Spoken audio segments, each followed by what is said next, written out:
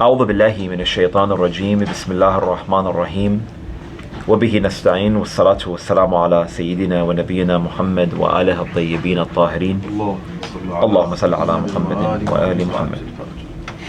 قال الله العظيم في محكم كتابه الكريم وقوله الحق والأصدق القائلين أعوذ بالله من الشيطان الرجيم إنا هديناه السبيل إما شاكرا وإما كفورا إنا أعتدنا للكافرين سلاسل وأغلالا وسعيرا إن الأبرار يشربون من كأس كان مزاجها كافورا أين يشرب بها عباد الله يفجرونها تفجيرا يوفون بالنذر ويخافون يوما كان شره مستطيرا ويدعمون الطعام على حبه مسكينا ويتيما وأسيرا إنما نطعمكم لوجه الله لا نريد منكم جزاء ولا شكورا إننا نخاف من ربنا يوما عبوسا قمطريرا.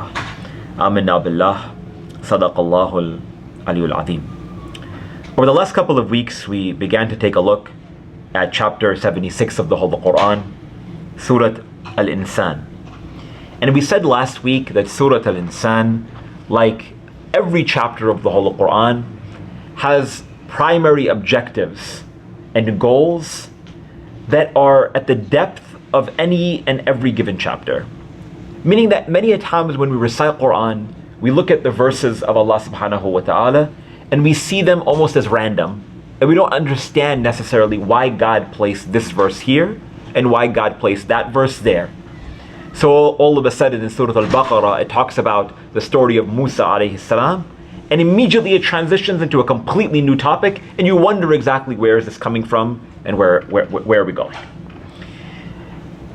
Yet that's not the case. It's important for the believer, for the reciter, for the contemplator of the Holy Quran to recite the chapter and to recite it again and to recite it again until we come to a depth and an understanding of this particular chapter's primary goals and objectives. For undoubtedly they follow a theme, not necessarily is so evident and clear to us at every given moment.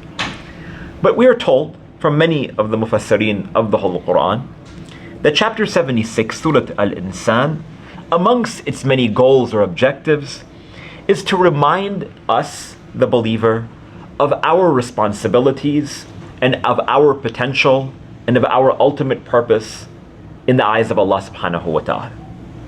And so from the very first ayah, Allah subhanahu wa ta'ala states, Bismillah ar-Rahman ar-Rahim, هل أتى على الإنسان حين من الدهر لم يكن شيئا مذكورا إنا خلقنا الإنسان من نطفة أمشاج نبتليه فجعلناه سميعا بصيرا. In these two verses, Allah subhanahu wa ta'ala, He begins and He places emphasis on getting us to start to think and to start to reflect and to start to contemplate about our purpose and our duties and our responsibilities to the Lord of the worlds.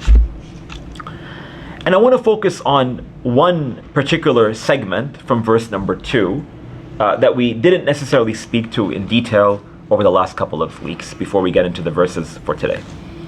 Allah subhanahu wa ta'ala, He states, إِنَّا خَلَقْنَا الْإِنسَانَ مِن نُطْفَةٍ أَمْشَاجٍ نَبْتَلِيهِ فَجَعَلْنَاهُ سَمِيعًا بَصِيرًا. And indeed we created man from the drop of a mixed fluid, and we talked about what that means. And then Allah subhanahu wa ta'ala states, نَبْتَلِيهِ, and we created the human being so that we can try him. And oftentimes people, they get this understanding that the purpose of our existence is so that Allah subhanahu wa ta'ala can test us, and that's all. But if we read the Quran contextually, and if we read the Quran in its entirety, we will quickly see and will quickly realize that it doesn't suffice that the only purpose of our existence is such that Allah subhanahu wa ta'ala can test us, or such that Allah subhanahu wa ta'ala can try us. There has to be some deeper wisdom than God creating us so that He can test us. What does God test us for? Isn't there an ultimate objective to a test? But people ask all the time this question: why did God create me? God created you to test you. How does that make any sense? When you go to school, it's final season, you go and you sit in front of your professor and your instructor, And your professor on day one is not going to say that I am going to teach you this class so that I can test you, so I can give you a final exam at the end of the semester. No, the exam is a means to an end. Day one is to speak to the class's goals and objectives. These are the purposes of this class. These are the purposes of this course that you're taking. This is what I'm hoping that you will learn by semester's end. You don't take a class so that you can take an exam. Nor, for instance, do we buy a car to fill it with gas. Nor do we buy a home so that we can pay its mortgage. No, they're all a means to an end. You follow what I'm saying? The car is to take you to the destination that you need to get to. The home is so that you can have this place to live and reside and raise your family and have a sense of security. The course is so that you can benefit in terms of the knowledge that the course is offering. The exam, the fuel, the mortgage are the means toward that ultimate end. Good? So again, then what is the purpose of Allah subhanahu wa ta'ala creating us? And why does He consistently tell us that I am going to test you and that I am going to try you?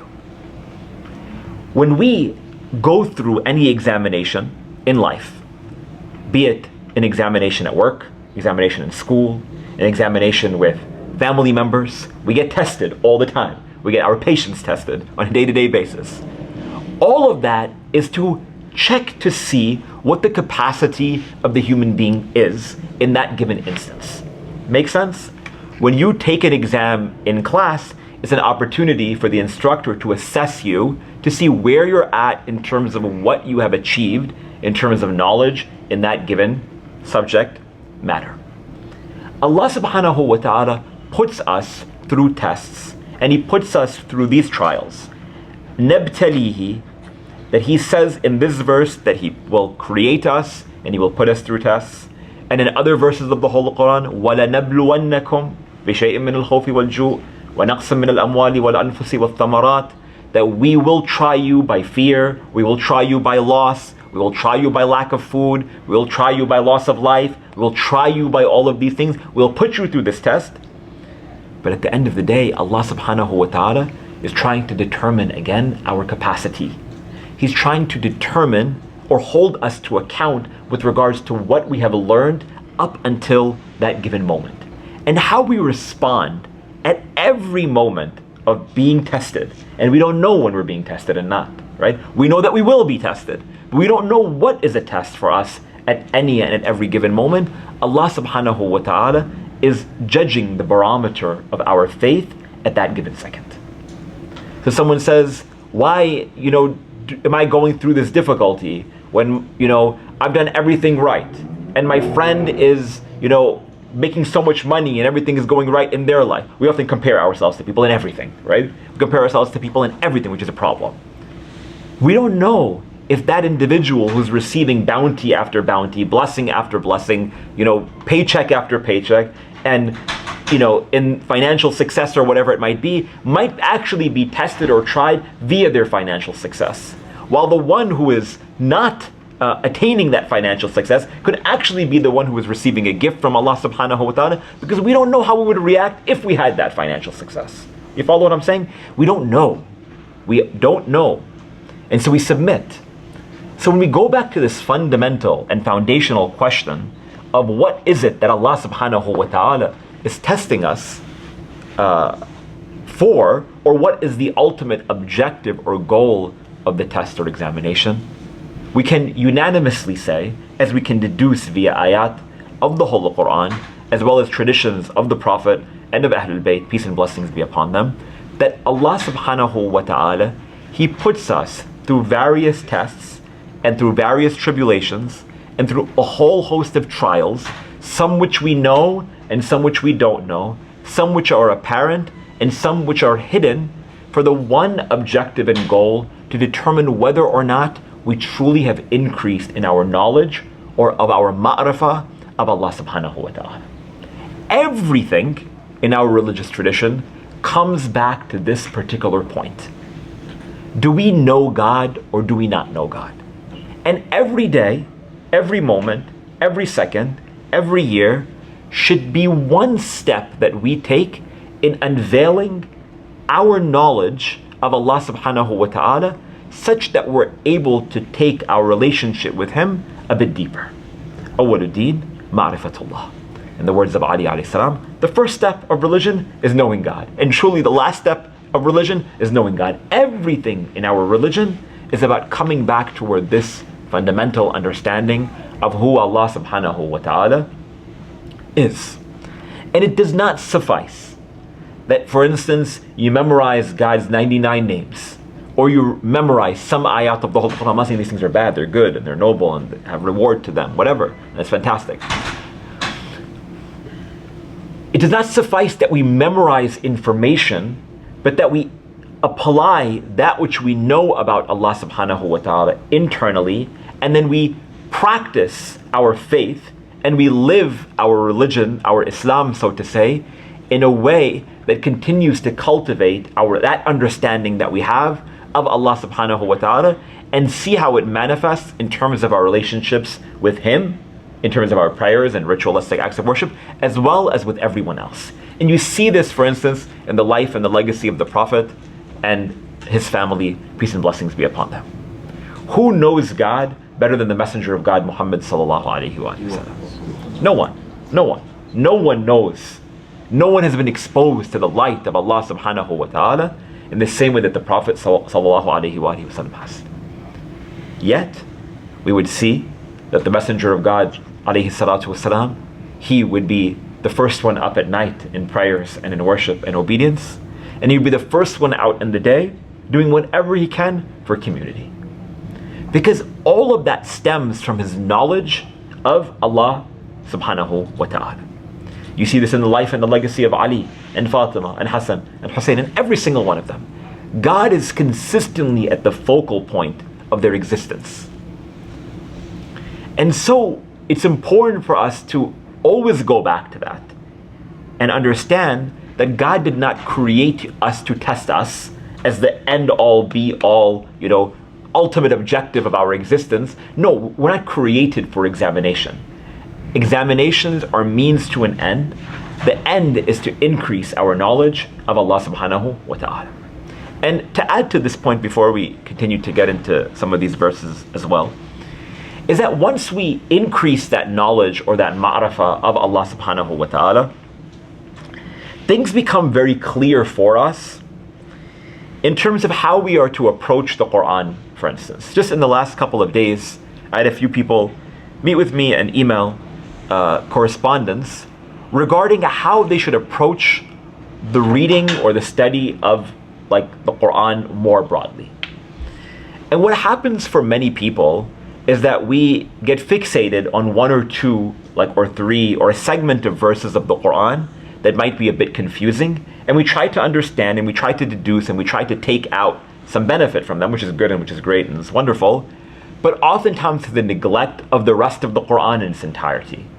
When we take a look at a chapter, like I said before, it's important that we read the chapter from beginning to end, and then we're able to pull out those goals and those objectives of it. Similarly, you can't pull out one chapter of the Quran and remove it from the reading of the rest of the Quran.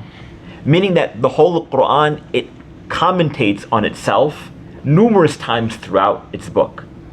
When you don't understand what something means, you continue to read and you're going to find very, very quickly that Allah subhanahu wa ta'ala will eventually explain or will supplement your understanding of it in another part of the whole Quran. You follow what I'm saying? So for instance, over here, Allah subhanahu wa ta'ala says in verse number 3, we talked about this as an example last week. He states, Inna hadaynahu sabil, imma shakiran wa imma kafura. Indeed, we have guided the human being to the right way, to the right path, so to say. Be he grateful or ungrateful. And then in the very next verse, God states, Inna a'tadna lil kafirina salasila wa aghlalan wa sa'ira. What happens to those who are ungrateful? God talks about the punishment, for instance, that they receive. What happens to those who are grateful? Inna al-abrara yashrabuna min ka'sin kana mizajuha kafura. God talks about the reward that they receive. In other words, we want to be able to be someone who, when we're reciting, when we're studying, when we're contemplating upon the verses of the Holy Quran, to again read them in some sense of totality and then make conclusions on that basis. Make sense so far? That's the one, or that's two. The third point that I wanted to mention, before again we continue on with these ayat, is that many times Allah subhanahu wa ta'ala, He concludes verses, not any of those which we've recited in the last couple of days, nor what we're going to be reciting today, but He concludes ayat, for instance, with His names, or with His attributes. He concludes and He states, Inna Allah sami'an basira. For instance, and He is the all-seeing, the all-hearing. And He is the all-knowledgeable and the all-wise. He is the all-patient and the all-grateful. He is the all-merciful and the all-compassionate. And we often rush through that recitation or that contemplation or that deduction of, because we want to focus on the actual content or the meat of the verse, oftentimes to the neglect of the conversation that speaks to God's names and attributes. You follow what I'm saying? When it's really difficult for us to truly grasp the collective meaning of that verse without understanding what it is that God is trying to tell us and why He's trying to remind us of His names and attributes at that given moment. You follow what I'm saying? So when God concludes the verse by saying, and He is the all-knowledgeable and He is the all-wise, it's important to ask, why is it that God is reminding us that He's the all-knowledgeable and the all-wise at that moment? Why is it that Allah subhanahu wa ta'ala is reminding me at this given moment that He has knowledge over all things, or that He has inna Allah ala kulli shay'in qadir, that He has power over all things? What is it in that verse that I should be looking at that God is speaking to some of His names or attributes in this way? You get what I'm saying? So it's important again to read the verse in its entirety too, and not pull out certain things that we thought were interesting or we thought were meaningful to the neglect of everything around it. Because when we read it collectively and holistically, the opportunity for us to extract more and get to a deeper understanding is that much more evident. You follow? You get what I'm saying? If you take a class on literature, right, and you read, I don't know, Shakespeare or something, or anything, oftentimes they're gonna your instructor's gonna pull out one quote, right, from this one line of this one play, and tell you hey, write a whole essay on this, all right, or what does this quote mean to you? We do that all the time. The most important thing to understand is what? Context, right? It's important for us to understand the context. And so what the professor is often looking for the student to do is to be able to deduce something meaningful out of that quote from the context of the play, not just to explain the quote according to your own desire or to your own whim. That doesn't do you any good. We do that all the time, right? We do that often. And again, the Quran is unique in that we believe that the Quran is a living book, that the Quran's benefit impacts us from the day that it was revealed until this very day. But nonetheless, you can't divorce it from its context, again, when we have a context to it, because it gives us that much more meaning. All right? That was point number 4 and number 5, and then we'll get into the verses properly, but I think this is important for me to mention. And I mentioned this, touched on this last week as well, briefly, that when we do have a context to any given verse of the Quran or verses or chapter of the Holy Quran, it doesn't suffice that we only apply it to that context. And the famous example is these verses, which maybe we'll get to today, if time permits, where Allah subhanahu wa ta'ala states, يُوفُونَ بِالنَّذْرِ وَيَخَافُونَ يَوْمًا كَانَ شَرُّهُ مُسْتَطِيرًا وَيُطْعِمُونَ الطَّعَامَ عَلَى حُبِّهِ مِسْكِينًا وَيَتِيمًا وَأَسِيرًا, that they give food out of their love for Allah to the needy and to the orphan and to the prisoner. إِنَّمَا نُطْعِمُكُمْ لِوَجْهِ اللَّهِ لَا نُرِيدُ مِنْكُمْ جَزَاءً وَلَا شُكُورًا, saying, they would say, those who give out of their own food to the poor and to the needy and so on, we give this food and we feed others only for the sake of Allah. We don't want any money. We don't want any return. We don't even want a reward from God. We know that this is the right thing to do because it's the right thing to do, and doing it for goodness' sake suffices the fulfillment of my responsibility, undoubtedly and unanimously, that these ayat were revealed, as we'll talk about in a moment, in honor of the Messenger of God, Muhammad sallallahu alaihi wasallam, along with Ali and Fatima and Hassan and Hussein. There is no doubt that these ayat were revealed in honor of them. But what we often do, and I don't want to get stuck in that, what we often do is speak to the verse in terms of those who were it revealed in honor of and for, and undoubtedly it's an incredible merit, as we will speak to. But we oftentimes don't take a practical lesson from those ayat because we only see it as reserved for Ahlul Bayt alayhim salam, which is a problem. What's the purpose of me narrating the story to my children, right? Who know the story, from beginning to end, and they know every detail, and they know how to narrate it because I've said it so many times. What's the benefit if the only thing that they can extract from it is that these ayat were revealed in honor of Ahlul Bayt? Aren't we supposed to act like them, or strive to act like them, or be like them to the best of our capacity? Undoubtedly. Is it in honor of Ahlul Bayt? Yes. Are they the ones who illuminate these ayat and this merit to its most perfect form? Undoubtedly. Can we be as sincere as them? No. Right? That's why Allah has revealed it in honor of them. Asbab al-nuzul, the reason for revelation of these ayat for Ahlul Bayt. Peace and blessings be upon them. But at the end of the day, I can also say, wait a minute. They gave, I can also give. How can I purify my intention such that I give in the same manner that they give, or to the best of my capacity, and so on and so forth? We don't want to be an individual who recites Quran and says this was revealed in honor of this, and it suffices that it's revealed in honor of that. No, I cannot take any lesson. And it's not only for these ayat, but many other ayat of the whole Quran as well. So anyhow, let's get into where we left off last week. Allah subhanahu wa ta'ala, He states, إن الأبرار يشربون من كأس كان مزاجها كافورا أين يشرب بها عباد الله يفجرونها تفجيرا. Last week we talked in verse number 4 about the punishment, and why is it that Allah subhanahu wa ta'ala punishes, and why is it that He holds us to account, and what could that mean? And then we left off by mentioning that Allah subhanahu wa ta'ala then immediately, whenever He speaks about punishment, He speaks about reward. He says, إِنَّ الْأَبْرَارَ يَشْرَبُونَ مِنْ كَأْسٍ كَانَ مِزَاجُهَا كَافُورًا. That surely those who are the righteous, the abrar, they will drink from a cup.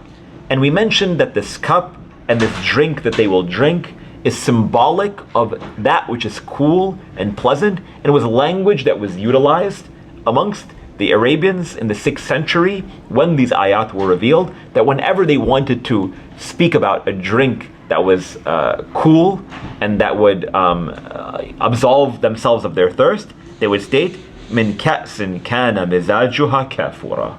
Okay?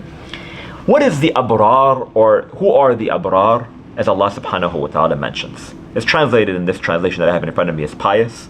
Otherwise it's translated as righteous.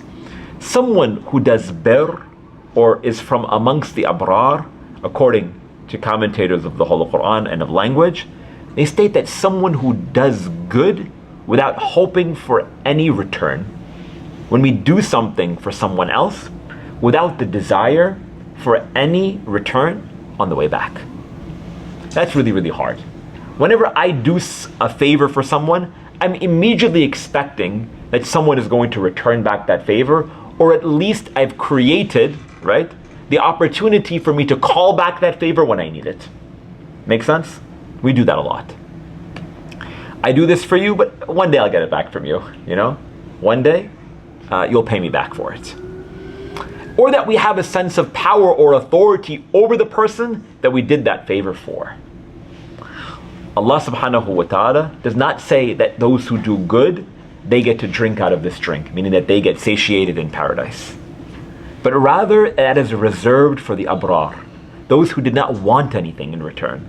They did good for goodness' sake. There's this anecdote, it's pretty funny.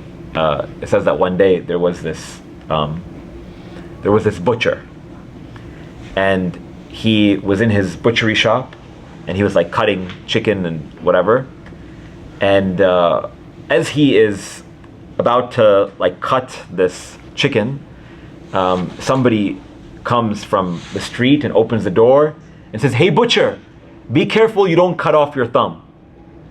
So he says, "Thank you for your advice. I know what I'm doing. I'm butcher. I know I got this." The next day, this guy is working in his shop and he's cutting these chickens, and that same guy who came on the street and told him, "Careful of your thumb," he comes with one of his friends and he opens the door and he says, hey, friend of mine, that's the guy yesterday, I saved him from cutting off his thumb, right? The next day, and the butcher says, yeah, thank you so much for saving my thumb, as if I don't know what I'm doing, right? The next day he comes with his whole entire family, and they walk into the butchery shop, and he's telling his whole entire family, hey, I helped that butcher not cut off his thumb. And the butcher says, yes, thank you so much, as if I didn't know what I was doing, get out of my shop, right?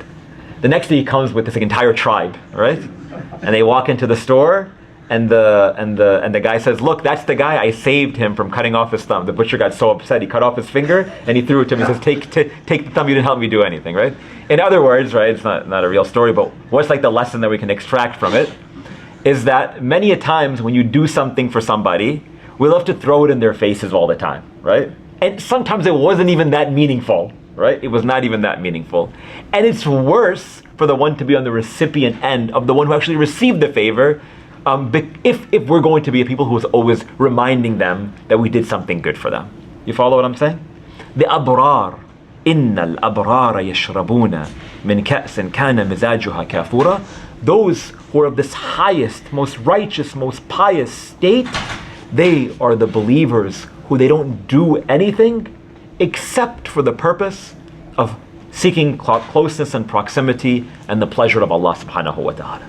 We've been talking about these laws of prayers before our halaqah every Thursday for those of you who come on time. It'd be good if you participated by coming on time. And we spend about 10 or 15 minutes every Thursday and we run through some of these laws of prayers. Next week, inshallah, we'll talk about niyyah, this intention that we need to have. And what is the intention that is an obligation, which again is an obligation of every ritualistic practice that we perform within our tradition? If someone is not intending, it invalidates their deed. If I have an intention that's different than I'm performing these prayers qurbatan ila Allah, to seek proximity and closeness to Allah subhanahu wa ta'ala, my prayer is void. If I fast during the holy month of Ramadan with the intention that I'm fasting because intermittent fasting is good for me, right? That invalidates my fast and I have to make up my fast at a later time. If I'm going for Hajj because of X reason that is distant from my fulfillment of my religious duty to seek proximity and closeness to Allah subhanahu wa ta'ala, my Hajj is not valid, right? This foundational sort of prerequisite of every single ritual that we perform is niyyah, is intentionality, and is the niyyah of qurba, that I'm seeking proximity to Allah subhanahu wa ta'ala. In its most pure, in its most unadulterated, in its most sincere form, is to be known as amongst the abrar. Innal abrara yashrabuna min ka'sin mizajuha kafura. Indeed, those who are amongst the abrar, they will drink from this drink that will satiate their thirst. عينا يشرب بها عباد الله يفجرونها تفجيرا. And they will drink out of the spring that is reserved only for the servants of Allah. And the spring will be gushing out in this really beautiful way, again satiating their thirst. Some of the mufassireen, perhaps from a deduction of the ahadith of the Prophet and his family, state that in paradise, it's not solely that we're attaining this materialistic reward from Allah subhanahu wa ta'ala, but via the reward, we're also satiating that innate, intrinsic, spiritual desire, which is again to increase our knowledge, our ma'rifah of Allah subhanahu wa ta'ala. Learning and growing never ends, right? It's never meant to end. And in paradise, there are different stages that we also go through. Every day, we want to increase our understanding, our knowledge, who we are as a person, to become better than who we were yesterday. And even if Allah subhanahu wa ta'ala, out of His grace and out of His mercy and out of His compassion, He grants us paradise, it does not suffice that at that moment that all of a sudden now we know Allah in the way that He ought to be known. Is that fair? How can I compare myself toward the Prophet or toward Ali or to Fatima or Hassan or Hussein? I cannot. Their knowledge of Allah subhanahu wa ta'ala, due to their exertion and due to their focus and due to their diligence in this dunya, allow for them to be well ahead of schedule, right? In terms of their fulfillment of their duty in comparison with me. And similarly, they themselves will also continue to increase in their knowledge of Allah subhanahu wa ta'ala in the world beyond this one. Meaning there's no end. And that's not a bad thing, it's a beautiful thing. We're always consistently growing. You know, sometimes people, they wonder, oh, thank you so much. Is that for us? Yeah, she was going to throw it out if I didn't find a way to use it, so. How generous are you? No problem. Thank you. That, imagine, actually somebody asked this before.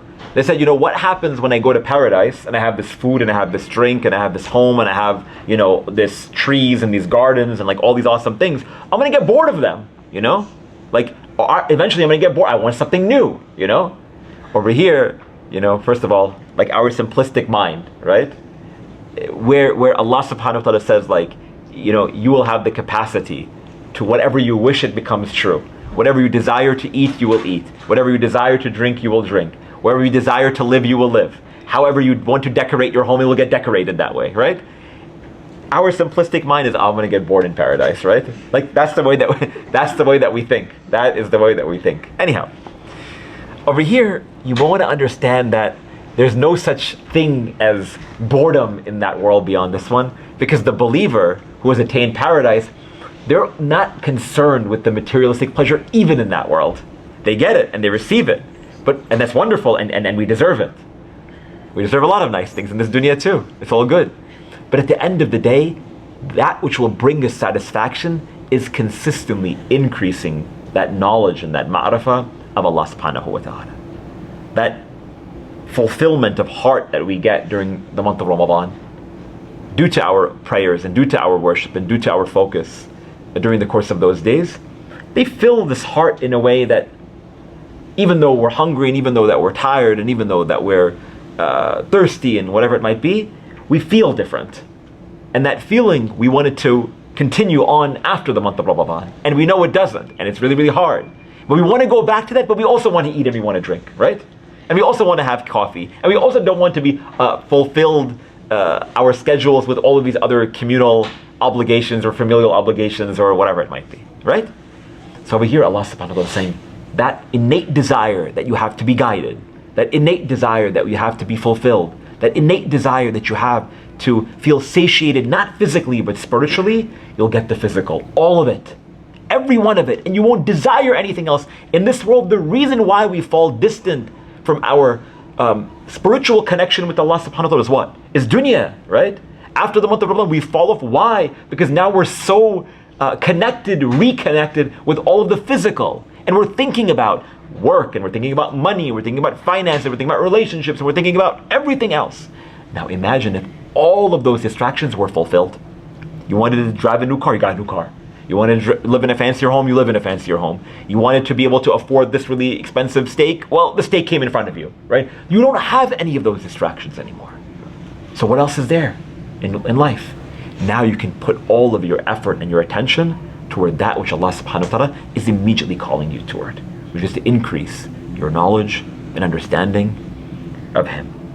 So when we talk about that the believers, the abrar, those who are righteous, those who are pious, that they will be drinking from the spring, it's not only a fulfillment of a physical drink or a physical food, but it's also that they are recipients of that knowledge that we're consistently seeking, that ma'rifah, that deep spiritual connection that we're seeking, and that opportunity to drink from there and to take knowledge from there, to take insight from there, is present in front of us. But of course, none of that and receiving that is not easy. There are important prerequisites